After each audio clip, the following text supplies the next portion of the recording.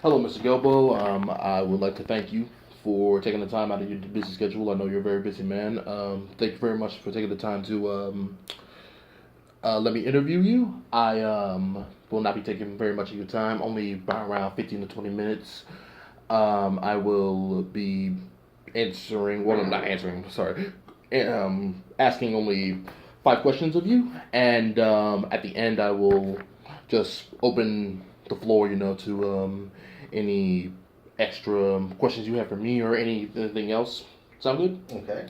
All right. So my first question for you, um, I understand that you are your own entrepreneur. You run Gilbo's Painting and Restoration, That's correct. and I understand that you also have to deal with people. You have to strike deals and everything That's like part that. of it, yes. Sometimes deals can go sour. How do you handle when one side doesn't live up to their end of the bargain, and what ethical dilemmas may come up? Um, in most cases, there are signs that you pick up on through at the beginning. Hmm. You can't always catch them. Sometimes customer may run out of money. Sometimes customer may had never had plans of you completing the project.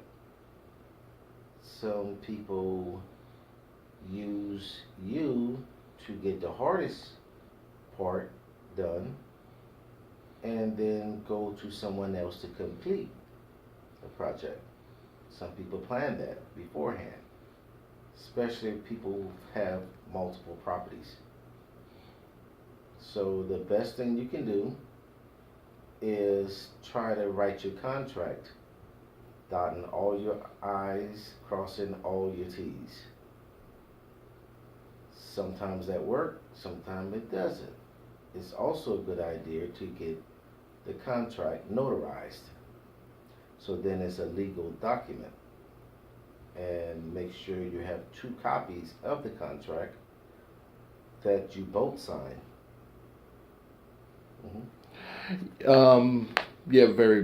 That's something that I would agree with, especially with getting it notarized in court. It's very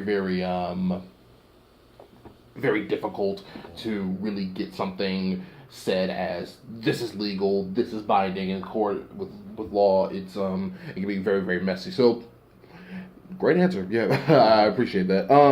My second question would be regarding negotiations, rates and terms of labor. How effective would you say face-to-face meetings are as opposed to something like conference calls where you're like video skyping each other? I think face to face means a lot in business. Hmm.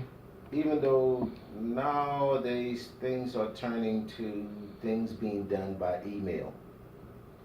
But like I had said about you get a feeling of a person at the beginning. Hmm.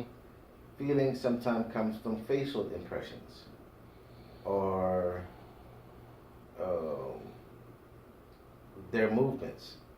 That's just like in the everyday world, you meet someone, you get a feeling of that person, even though it's not about business.